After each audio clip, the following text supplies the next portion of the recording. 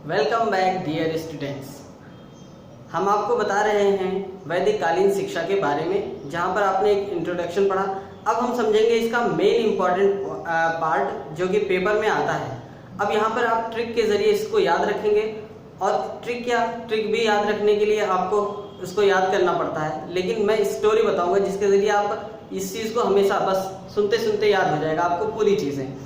जैसे अब देखिए, पहले तो कुछ चीज़ें ऐसे नॉर्मल ही हमको समझना होगा और इसको याद रखना होगा, फिर मैं बताता हूँ कि किस तरह से आप इसको याद रख सकते हैं। तो पहले हम समझेंगे वैदिक युगीन शिक्षा की विशेषता के बारे में।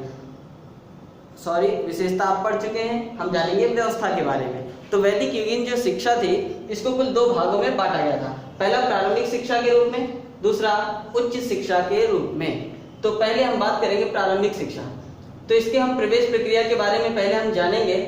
होता यह था कि जब बालक 5 वर्ष का हो जाता था, तो उसके माता पिता उसे गुरु आश्रम में लेके जाते थे, गुरुकुल में लेके जाते थे, और वहां पर उसका विद्यारंभ यानी कि विद्या का प्रारंभ होने वाला संस्कार, उसका विद्यारंभ संस्कार होता था, और बालक का एडमिशन हो जाता था, प्रवेश उसका हो जाता था। इस तरह से जो बालक था, ये हर वर्ग के लिए, चाहे वो ब्राह्मण हो, क्षत्रिय हो, वैश्य हो या शूद्र, सभी वर्ण के बालकों के लिए यह शिक्षा अनिवार्य थी, और सभी बालक इस शिक्षा में प्रवेश लेते थे। अब हम समझेंगे सामान्य शिक्षा, दूसरे पॉइंट के बारे में। सामान्य शिक्षा इसलिए कहा गया क्योंकि जब बालक इसमें प्रवेश लेता था प्रारंभिक शिक्षा में, तो वो बालक की आयु ज्यादा नहीं होती थी, क्योंकि 5 वर्ष 6 वर्ष की उम्र में वो प्रवेश लेता था। तो उस अवस्था में बालक को सामान्य शिक्षा दी जाती थी, यानी कि बालक को सामाजिकता का, व्यवहारिकता की मूलभूत बातें बताई जाती थी। और इसका ज्यादा वर्णन, इतिहास में इसका ज्यादा वर्णन नहीं मिलता कि सामान्य शिक्षा में वो किस प्रकार की शिक्षा दी जाती थी। तो क्योंकि बालक थे तो मूलभूत शिक्षा ही दी जाती होंगी उनको, आचरण संबंधी। अब हम बात करेंगे पाठ्यक्रम के बारे में। तो यहाँ पर क्या होता था कि जब बालक आता था, तो बालक की उम्र ज्यादा नहीं होती थी, तो इस अवस्था में करते ये थे कि बालक को वेद मंत्र गुरु पढ़ते थे, और बालक उनका उच्चारण करता था। फिर बालक बार बार उनको बोल करके उन मंत्रों को उसको याद करता था, और उसके बाद उनके साथ साथ व्याकरण है, भाषा है, यानी कि इन सब की शिक्षा यहाँ पर दी जाती थी बालक को। अब हम तो बस इसमें इतना ही लिख देंगे तो सफिशिएंट हो जाता है। अब हम बात करेंगे उच्च शिक्षा के बारे में। उच्च शिक्षा में इसको सबसे पहले हम प्रवेश प्रक्रिया समझेंगे।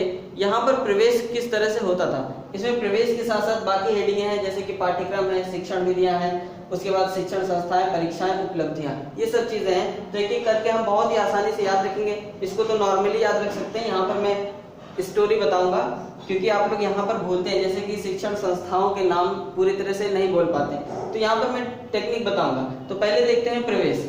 होता यह था कि जब ब्राह्मण वर्ग, पहले तो ये जान लें कि जो शिक्षा थी, उच्च शिक्षा, ये सिर्फ 3 वर्ण के लोगों के लिए थी।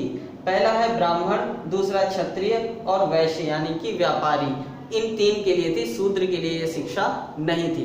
जब ब्राह्मण वर्ग का बालक 8 वर्ष का होता था, क्षत्रिय का 11 वर्ष का, और वैश्य वर्ग का बालक 12 वर्ष का हो जाता था, तो उसका उपनयन संस्कार होता था।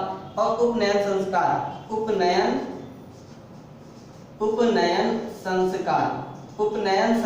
होता था, और इस उपनयन संस्कार के बाद उस बालक को उच्च शिक्षा में प्रवेश मिल जाता था। अब हम बात करेंगे कि पाठ्यक्रम के बारे में।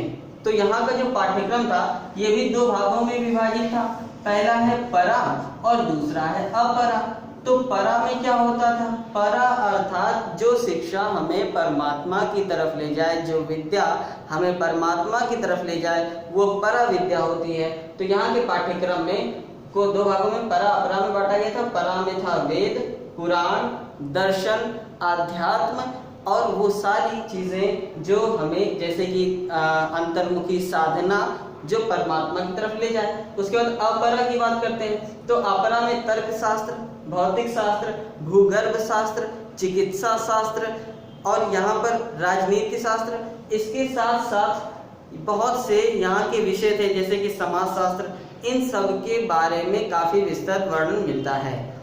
आपको एक दोस्त एक बात बताते चले, यहाँ पर जो चिकित्सा शास्त्र था, बेहद उन्नत किस्म का था। आप उसका अंदाजा ऐसे लगा सकते हो, शल्य क्रिया, ये दुनिया में शल्य क्रिया यानी कि सर्जरी, इसके बारे में बहुत बाद में समझ पाए, लेकिन हमारे यहाँ हमारे भारत में वैदिक काल में ही शल्य क्रिया होती थी चिकित्सा शास्त्र में, और ब्लड टेस्टिंग भी होती थी, यानी कि किस वर्ग का ब्लड है इसकी टेस्टिंग होती है। हालांकि इसके दस्तावेज पूरी तरह से तो नहीं मिलते हैं, लेकिन चिकित्सा शास्त्र अगर इस टाइम का है तो उसमें इसका वर्णन मिलता है कि यहाँ पर ब्लड टेस्ट करना, सर्जरी करना, ये सारी चीज़ें वहाँ पर मिलती थी। अब हम समझेंगे शिक्षण विधियों के बारे में। तो शिक्षण विधियां यहाँ पर क्या अप्लाई की जाती थी? सबसे पहले प्रवचन विधि अपना अप्लाई की जाती थी, यानी कि जो गुरु होते थे वो प्रवचन विधियों के माध्यम से शिक्षा देते थे। तो प्रवचन में होता ये था कि गुरु जितने भी पुराण होते थे, वेद होते थे, उनमें क्योंकि संस्कृत में सारे श्लोक लिखे होते थे, तो गुरु पहले इनको बोलते थे प्रवचन विधि के द्वारा, और उसके बाद शिष्य उस चीज को बार बार पढ़ करके उन्हें याद रखने का अभ्यास करते थे। उसके बाद व्याख्यान विधि। व्याख्यान विधि में होता ये था कि बात जो शिष्य, जो गुरु थे, जो प्रवचन के माध्यम से श्लोक याद करवाते थे, व्याख्यान विधि में उसकी व्याख्या देते थे। उसके बाद शास्त्रार्थ विधि आती है। शास्त्रार्थ विधि क्या होता था? जब बालक प्रवचन विधि के माध्यम से श्लोक सुन लेता था, व्याख्यान विधि से उसके अर्थ को समझता था, फिर उसके बाद जो भी उसने पढ़ा है, शास्त्र है या जो भी मंत्र वगैरह पढ़े हैं उसमें, उस चीज के ऊपर वो बैठ करके गुरु को सुनाते थे और उसके बारे में चर्चाएं होती थी। चर्चा होते थे, जैसे अपने दोस्तों का ग्रुप बना लिया, फ्रेंड्स विद्यार्थियों का, उसके माध्यम से आपस में एक दूसरे से कंपटीशन कर रहे हैं, जैसे क्विज कंपटीशन होता है, तो शास्त्रार्थ होता था। प्रश्नोत्तर होते थे, जैसे क्या होता था कि गुरु से छात्र प्रश्न पूछते थे तो प्रश्नोत्तर होते थे। इसी तरह से वाद विवाद क्या होता था? ये बहुत बड़े स्तर पर होता था वाद विवाद। होता ये था कि जब कई जगहों के जो शिक्षण संस्थान होते थे, कई शिक्षण संस्थाओं के गुरु आते थे और अपने शिष्यों के साथ में, तो राजाओं के यहाँ बड़े बड़े सम्मेलन होते थे। उन सम्मेलन में गुरु के बीच में, शिष्यों के बीच में, गुरु और शिष्यों के बीच में, इनके साथ में वाद विवाद होता था, जहाँ पर बालक इन विधियों से भी शिक्षा ग्रहण करते थे। इसके साथ साथ यहाँ पर एक विधि और आती है, तर्क विधि। तर्क विधि जो होती थी, ये तर्क शास्त्र का अध्ययन करने वाले बालकों के लिए होती थी। और उसके बाद यहाँ पर एक कथा विधि और आती है, कथा विधि। तो कथा विधि में क्या होता था कि जो गुरु होते थे वो कथाएं सुनाते थे बालकों को, और उन कथाओं के माध्यम से नीति की शिक्षा, व्यवहारिकता की शिक्षा, शिष्टता की शिक्षा प्राप्त करते थे। तो इतनी सारी विधियां थी, प्रवचन विधि, व्याख्यान, शास्त्रार्थ, प्रश्नोत्तर, वाद विवाद, तर्क वितर्क और कथा विधि। अब हम बात करेंगे शिक्षण संस्थाएं के बारे में। शिक्षण संस्थाएं, अब मैं इसकी टेक्निक बताता हूँ कैसे आप याद रखेंगे। एक छोटी सी कहानी याद रखिए, इस कहानी को सुनते सुनते सारे शिक्षण संस्थान आपको ऐसे ही याद हो जाएंगे। तो वो कहानी कुछ इस तरह से है कि इमेजिन कीजिए कि आप एक बहुत तपते रेगिस्तान में हैं, और रेगिस्तान बहुत ज्यादा बड़ा है, काफी बड़ा रेगिस्तान है, और उस रेगिस्तान में आप बैठे हुए हैं, और वहां पर आप देखते हैं थोड़ी दूर पर आप देखते हैं कि एक गुरुकुल बना हुआ है। उस तपते रेगिस्तान में आप बैठ करके देख रहे हैं कि थोड़ी दूर पर एक गुरुकुल बना हुआ है। इस तरह से आप सोचिए कि देखिए कि ये गुरुकुल बना हुआ है, और गुरुकुल क्योंकि यहाँ पर रेगिस्तानी एरिया है, क्योंकि रेगिस्तान है यहाँ पर। अब इस रेगिस्तान में, क्योंकि ये रेगिस्तान है और इसलिए इस रेगिस्तान में पानी नाम की कोई चीज नहीं है, तो यहाँ पर बहुत दिनों तक आप इमेजिन कीजिए कि आप रेगिस्तान में बैठे हैं, यहाँ पर अकाल पड़ रहा है, और आपने कई ऋषियों को आमंत्रित किया कि आप आकर के यहाँ पर हवन कीजिए जिससे यहाँ बारिश हो। तो सारे ऋषियों की टोली आती है, ऋषियों की टोली आती है। आप इमेजिन कीजिए कि ये ऋषि हैं और ऋषियों की टोली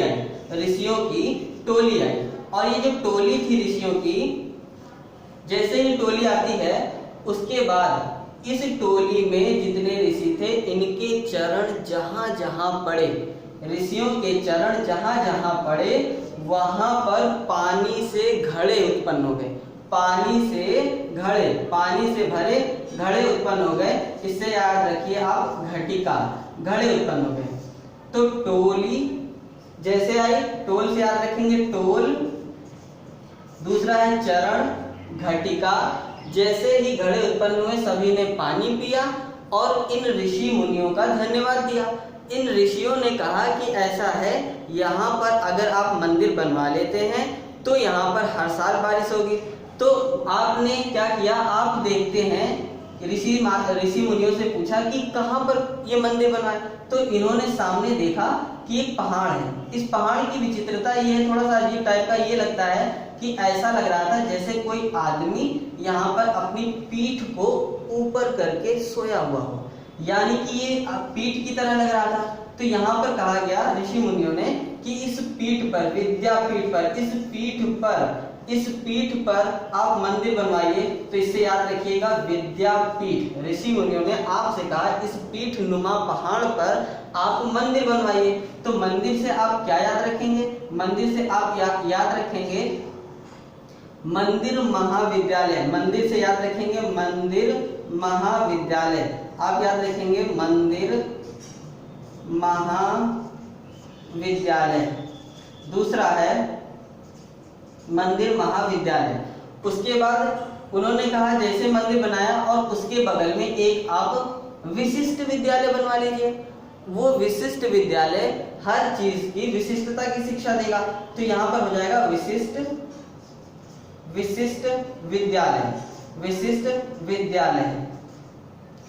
विद्यालय। और लास्ट में एक नाम अपने तरफ से आप याद रख लीजिए, महाविद्यालय। ठीक है, तो आप याद रखेंगे यहाँ पर महाविद्यालय।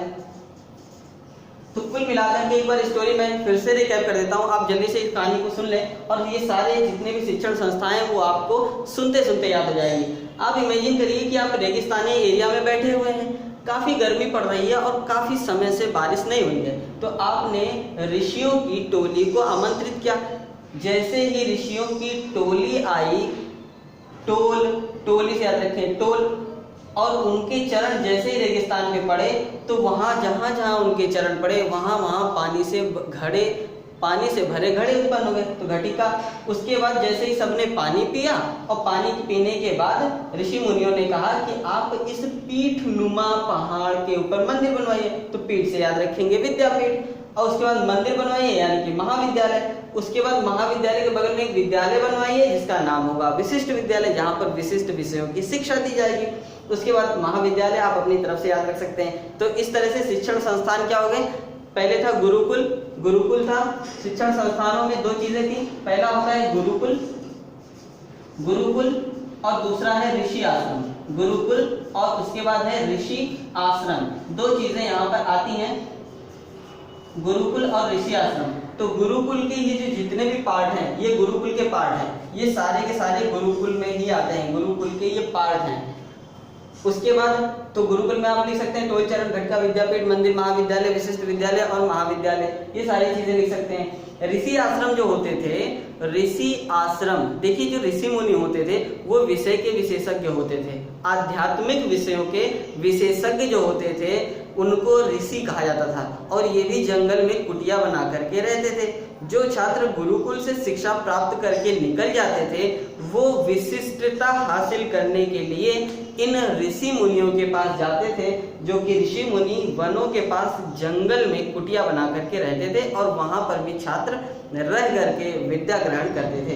तो इस तरह से यहाँ शिक्षण संस्थाएं थी। अब हम बात करते हैं उच्च शिक्षा में जो परीक्षाएं यहाँ पर किस तरह से होती थी। तो परीक्षाओं की विधियां जो थी ये मौखिक ही होती थी, यहाँ पर लिखित परीक्षा नहीं होती थी, मौखिक परीक्षाएं होती थी। और जो परीक्षाएं होती थी, परीक्षाओं के बाद उपाधियां भी दी जाती थी। उपाधियां क्या थी, उपाधियों के बारे में आइए जान लेते हैं कि क्या क्या उपाधियां दी जाती थी यहाँ पर। तो उपाधियां जो दी जाती थी वो उपाधियां थी, सबसे पहले था स्नातक की उपाधि, सबसे पहले था स्नातक की उपाधि। स्नातक की उपाधि किसको दी जाती थी, जो बालक 12 वर्ष का पाठ्यक्रम यानी कि एक वेद का अध्ययन, एक वेद को पढ़ने में 12 साल लगते थे। आप सोचते होंगे ऐसा कैसे, तो वेद को पढ़ने में 12 साल लगने का मतलब ये हो गया कि जैसे ही किसी एक श्लोक को पढ़ा फिर उसको धारण करते थे, धारण करते थे और फिर अगला पढ़ते थे। यानी कि ये नहीं कि उसको पढ़ लिया, रट लिया, बस हो गया, ऐसा नहीं था। यहाँ पर ये होता था कि पढ़ा, उसको धारण किया, जब तक उनके अंदर उस पूरी क्वालिटी ना आ जाए तब तक वो आगे नहीं पढ़ते थे। तो ऐसा करते हुए उनको मिलाकर के 12 वर्षीय पाठ्यक्रम था एक वेद का अध्ययन। तो जो व्यक्ति एक वेद का पूरा तरह से 12 वर्षीय अध्ययन कर लेता था उसे स्नातक बोलते थे। इसी तरह से दूसरा है स्नातक के बाद वसु। स्नातक के बाद वसु होता है जो व्यक्ति 2 वेदों का यानी कि 12 दूनी 24, एक वेद का अध्ययन करने में उसको लगते थे 12 साल, 2 वेदों का अध्ययन 24 साल में करेगा तो उसे उपाधि दी जाती थी वसु। और कोई व्यक्ति अगर 3 वेदों का अध्ययन कर लेता यानी कि 36 साल लगा करके 3 वेदों का अध्ययन कर लेता था तो स्नातक वसु, फिर उसको बोलते थे स्नातक वसु रुद्र, उसको बोलते थे रुद्र।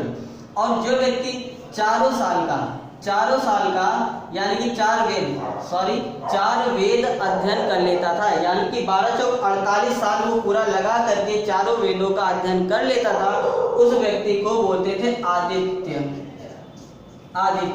तो यहाँ पर उपाधियां 4 थी। स्नातक यानी कि एक वेद का 12 वर्षीय पाठ्यक्रम जो था उसका पूरा करने पर स्नातक की उपाधि।